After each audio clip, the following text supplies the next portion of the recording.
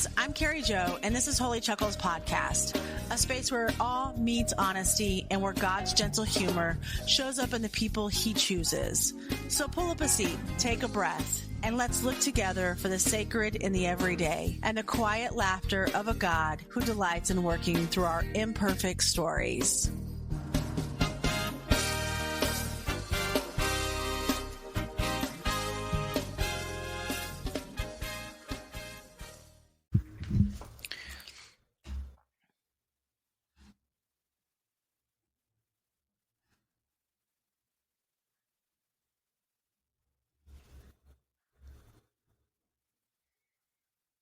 Hi, and welcome back to Holy Chuckles Podcast. I am going to continue with my goodbye tour, my spiritual journey. This is the last part of it. I am now headed to Cleburne, Texas. This was releasing sexual abuse, claiming innocence, and restoring safety. I was headed to the home where I was sexually abused as a child. And it's not lost on me that I just did, before this stop, a release of sexual abuse trauma. When I processed how my day had went and what had happened, I realized it showed something inside me was strong enough now to go ahead and accept it, work through it, and release it. When I mapped out the route I was going to go, I didn't even really think about the order because I would have wanted to go how things actually happened, from childhood home to sexual trauma to mother dying to friendships, work, relationship, back home. But for some reason, it didn't end up that way. I know that I didn't plan it out this way, but my spirit did. My psyche did. My healing did. When I finally faced one piece, the next piece naturally rose to meet it because it felt safe enough to do so. It wasn't re-traumatizing, it was completion. And I understood why I had to start in Grapevine, because my marriage ending, my relationship with my ex-wife was my most current trauma or my most current heartbreak. So it made sense whenever it started and how it was kind of working its way through. It was my inner self, my inner soul saying, hey, we're going to go ahead and do it this way. I arrived in Cleburne. I, wasn't going to look like a weirdo and park in front of the home that I was sexually abused at. Also, how the road set, the road was small, so it wouldn't have been safe. What I did was park down the road. In all actuality, this was me setting a boundary before understanding what I was doing. I was acting different than the child I once was. That child had no choice.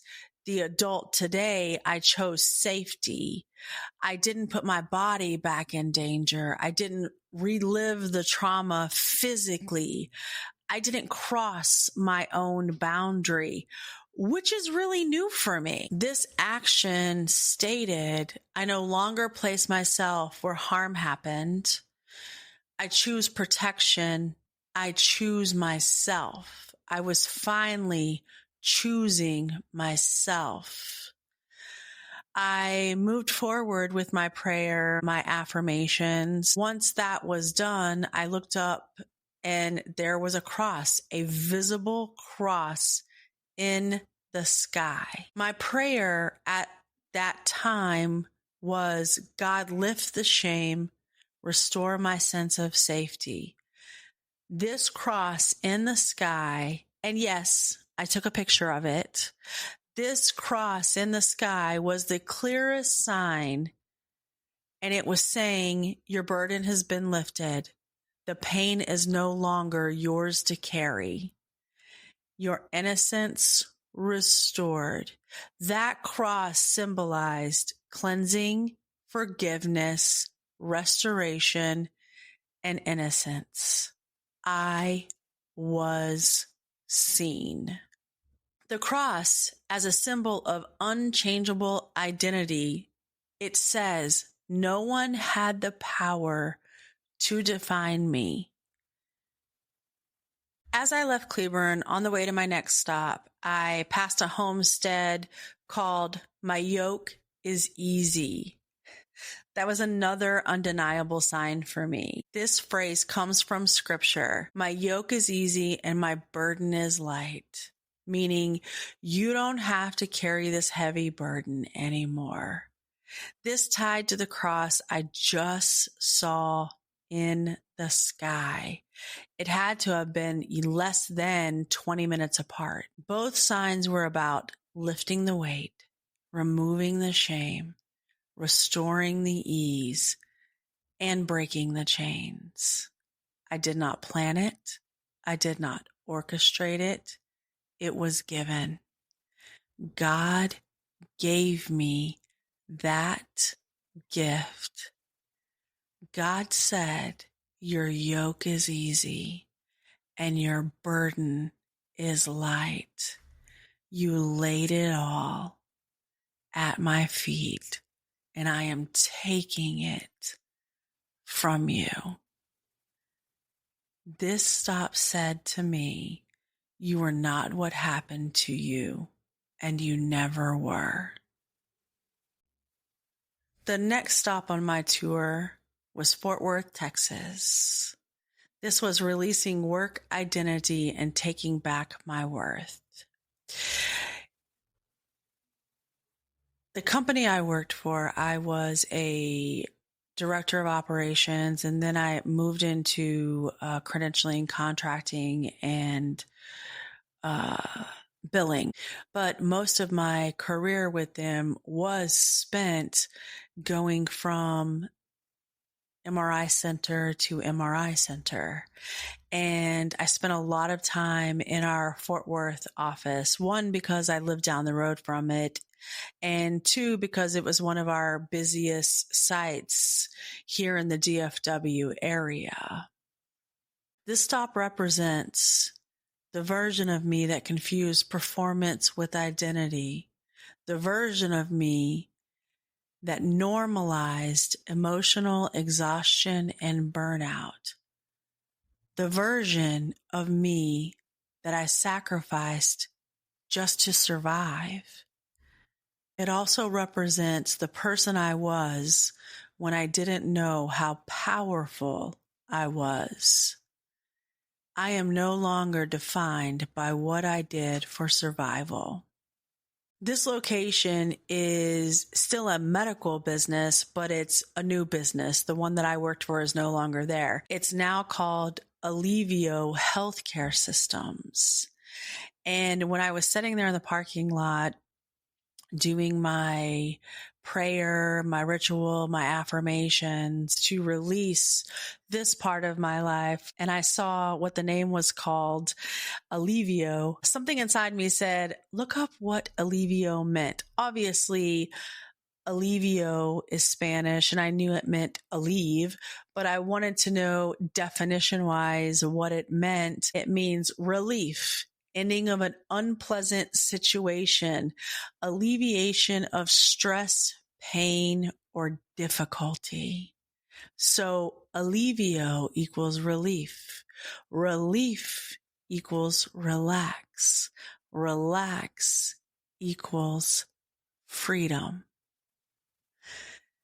What that was telling me is this chapter is over. You are free from that burden. Relief has come. I was free from the work identity that once consumed me. It took over everything that I was. Actually, I was that work. I will say to people, I put my blood, sweat, and tears into that company.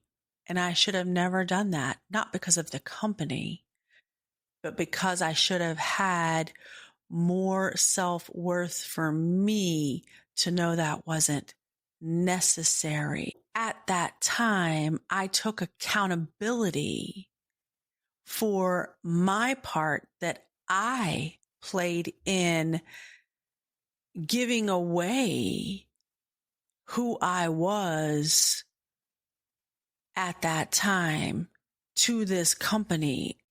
I didn't leave time for anything else but work. If that sounds like something you are doing, rethink what you're doing. The companies that you work for, they will take and take and take until there is nothing left to take.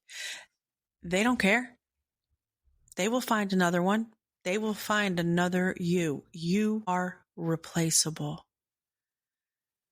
What is not replaceable is your time with yourself, your time with your family, your time in your community. But that company will find another you. Or, just like my company did, they will close without warning. So all that blood, sweat, and tears that you put in, it's just a part of you lost. I will say this, that company did not take what I did not let them take.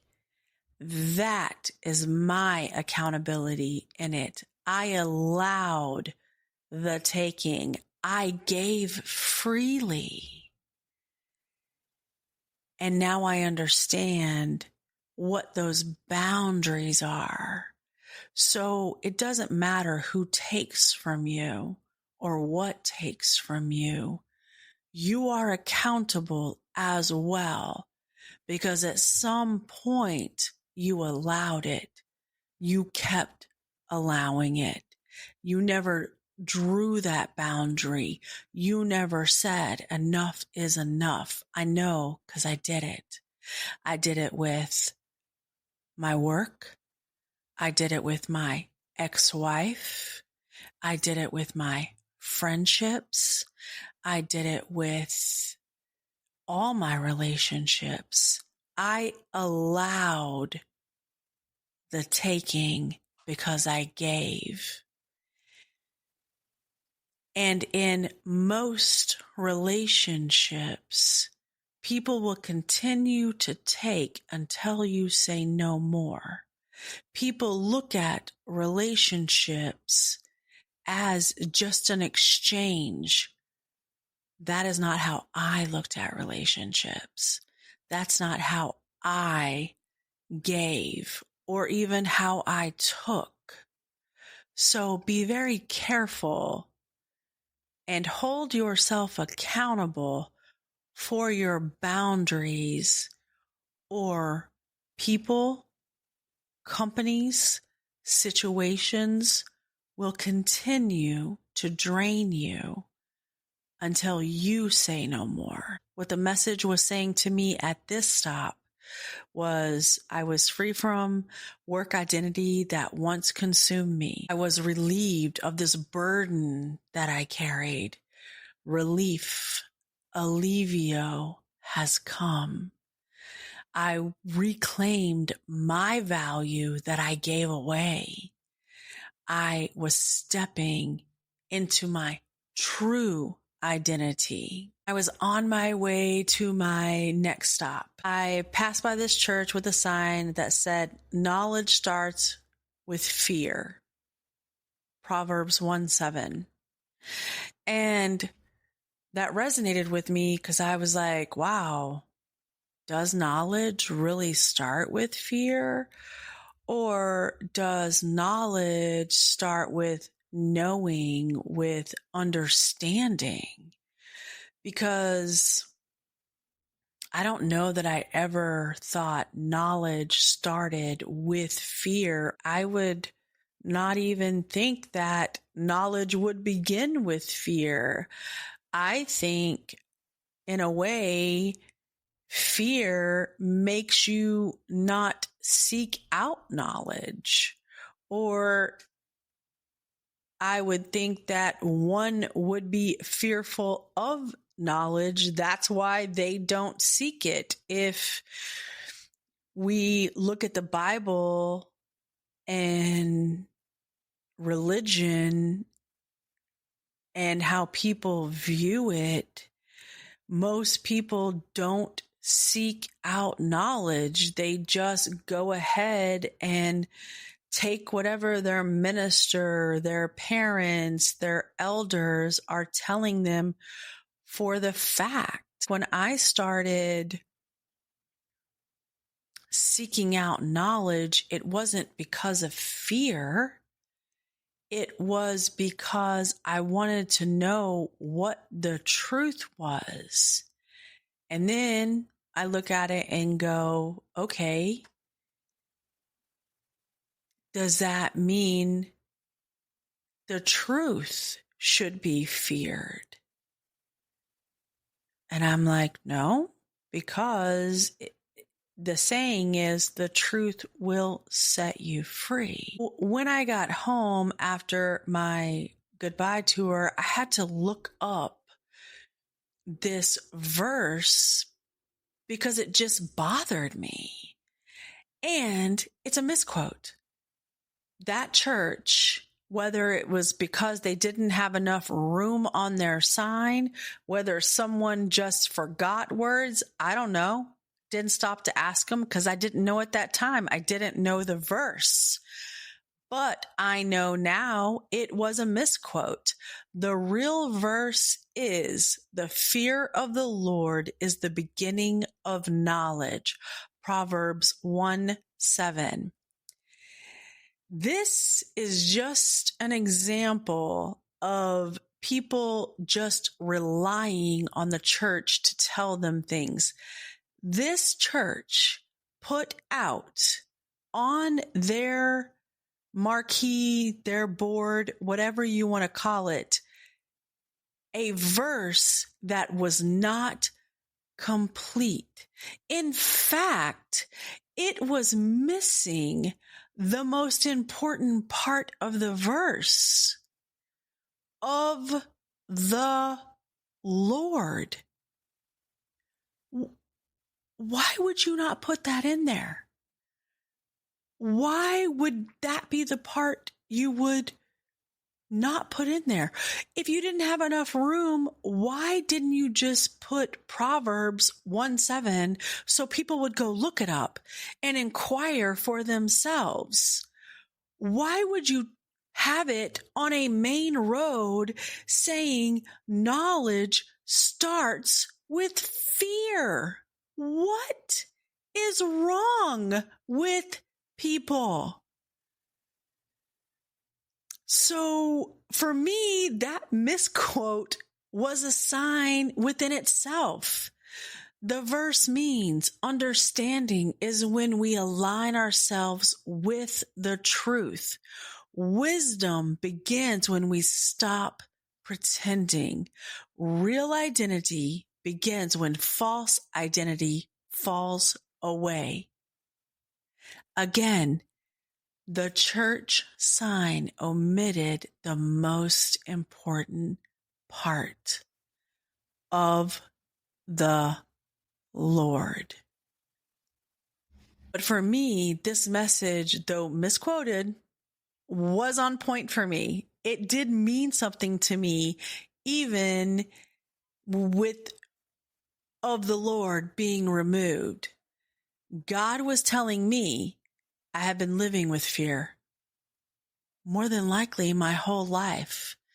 I have been operating under the wrong fear my whole life. I have been living in survival mode. I was in fear of abandonment, fear of rejection, fear of not being enough, fear of being hurt, fear of being unloved, fear of not being safe. Now I begin with the right kind of knowing. Just like now, instead of just believing that sign that it was accurate and not questioning it, I went to go find the correct verse to understand that church was wrong. I'm now beginning with the right kind of knowing. I'm learning to live from truth, not trauma. I'm living from my intuition. I'm setting boundaries. I understand my self-worth. I have regulated my emotions. I'm living from my spiritual guidance. I'm living from awareness instead of fear. I'm living from discernment instead of panic. I'm living from clarity about my patterns, clarity about people. I'm living from a higher perspective. That higher perspective, that intuition, that discernment is what prompted me to go and look up the verse, to question the verse, to understand that doesn't seem right. That is where I'm living from now. I made my way over to Arlington, Texas, and this was the part of my journey where I was shedding my survival self. I lived in Arlington for a long time. Arlington holds so many great memories for me, but what I realized is I was living from a place of fitting in instead of being who I was. I'm not saying that I didn't show my authentic Carrie Jo a lot of the times, but what I'm saying is I did do things that made me feel apart instead of setting me apart. When I got to this destination, the ritual was for me to shake my hands and arms to release energy. It was shaking off the residue of those old identities. I was shedding masks, roles, coping mechanisms, constrictions, emotional tension. One of the biggest shifts in my healing has been realizing that I am enough even when I'm not serving, saving, or giving. I don't have to lose myself to be loved. My authenticity, my real, honest self is enough and will always be enough. I felt so good about the things that had been going on throughout the day. If this is something that you do, be prepared. Be prepared. Most people do this type of spiritual journey release over months, over years. They visit these places and release that trauma and release those memories, and whether good or bad, they do that emotional release. And for me, I'm 0 or 100. And God knows that about me. I'm either in or out, and I'm in all the way or out all the way. I have learned this about myself. I am rarely happy medium in the middle. That's just not my personality. When I started this, I knew it had to be, let's get it done. I am not the type of person that wants to cry a little bit, rest, and, relax, or cry a little bit, wait a couple of months and go do it again. I want to get it done. I want to get it done, and I want to move on from it, not because I don't want to face it, because I'm ready to move on from it. I have held onto this for too long. It is time to be gone. So if this is something that you do, know that it is very emotional. It is an emotional and taxing type of journey. I cried until I could cry no more. I cried until my tear duct said, if you stop one more place, we are done with you. But I did stop one more place. I stopped at the apartment where my ex-wife and I had our first apartment. Actually, it was her apartment and I just moved into it. So I didn't really consider it my apartment. It was hers, but I had a lot of great times there. And I am calling this stop Hope, Beginnings, and a Soft Release. This stop wasn't about trauma, heartbreak, or abandonment. It was about honoring something that began beautifully, but it didn't end the way that I expected. It didn't end the way that I wanted. It didn't end the way that I envisioned, but it ended. This stop wasn't heavy. It was just bittersweet. In fact, I didn't even release tears here because there was nothing else to release for this relationship that wasn't what I thought it was. This relationship wasn't what I envisioned in my head that it was. So once I realized that, and it took me a little bit, it took me some tears and some grief and some letting go before I did this journey. But once I realized that it wasn't the vision that I had, it was something else, then it wasn't hard to let this go. It wasn't emotional to let this go. In fact, at this last stop, I realized this chapter, it doesn't need to be fixed or mourned or released. It just needed to be closed. And when I did my prayer, when I did my affirmations, this chapter closed for me very easily, more easily than what I expected. I guess, it closed for me easier than the vision of what I had, just like it was my marriage.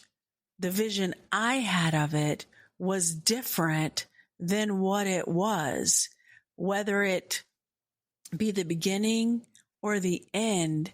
The vision was different, but it was now closed. And I was able to move on from this space saying, I had some great times here. I had a lot of laughs. We had a lot of fun. I learned a lot of things. And I had a really awesome dog in that apartment. That was such a joy. It was nice to close this chapter without tears, without emotion, just with being matter of fact. It is what it is.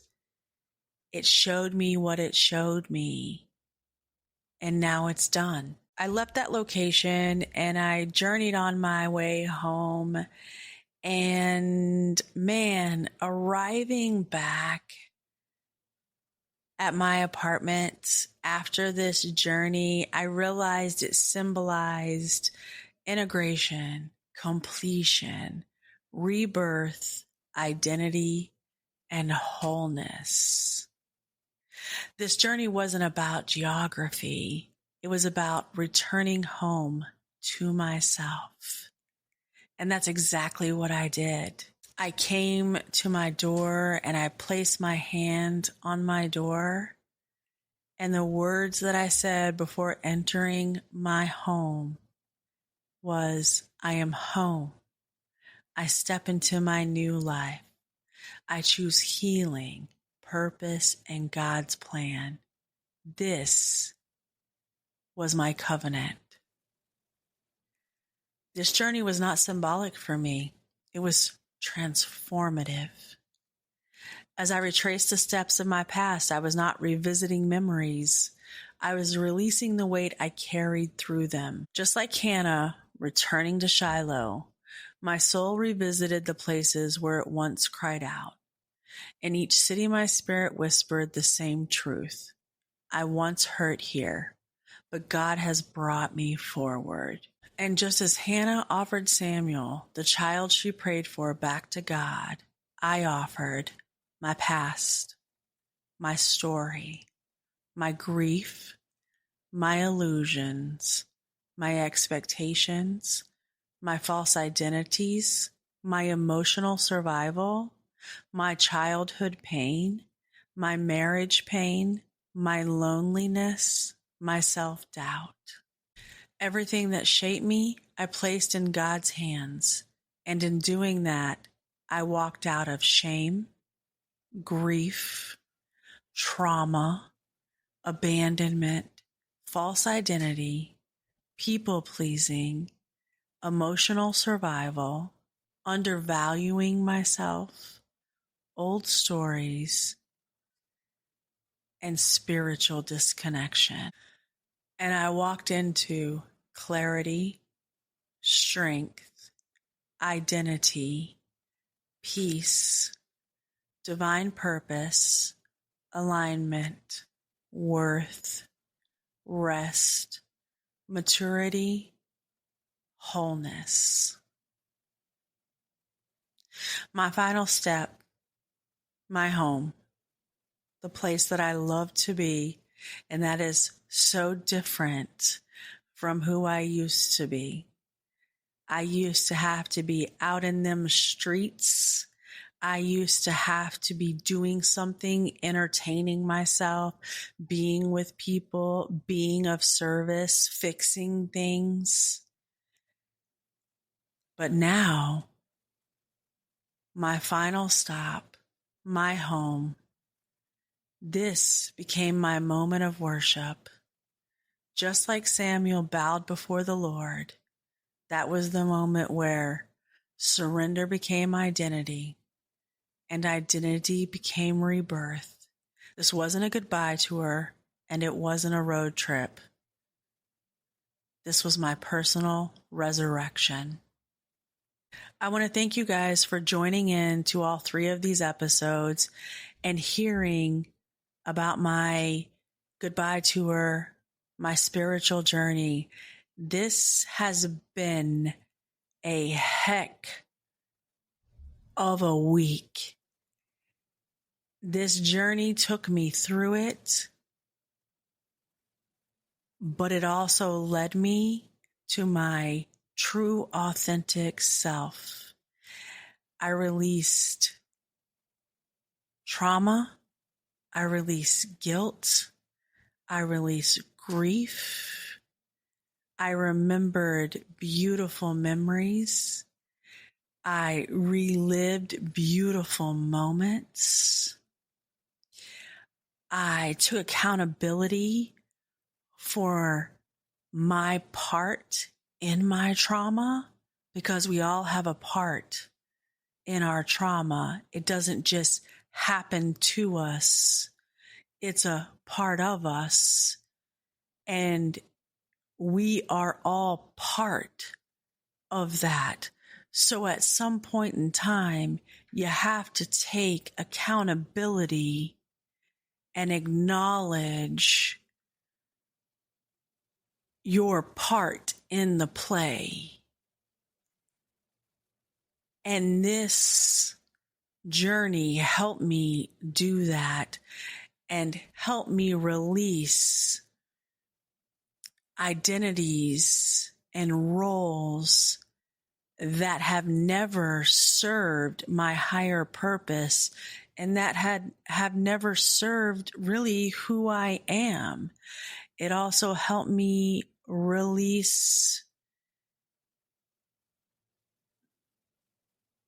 those illusions that I played out in my head that weren't really happening. It was the happy, joyful place I thought I was at. And now that I'm really in that happy, joyful place, I now understand the part I played in those illusions. I appreciate each and every one of you taking the time to listen to this story, coming along with me for this ride. And I am super excited to continue in my journey in the book of 1 Samuel, in the King David story. And I hope you will continue to join me in this journey that I'm on. Thanks for joining me for Holy Chuckles Podcast, where we remember that God's calling doesn't always make sense, but it's always full of grace. If today's story reminded you that you too are seen, chosen, and loved right where you are, then that's the light shining. So until next time, keep your heart open, your laughter genuine, and your light shining. Well, I'm gonna let it shine.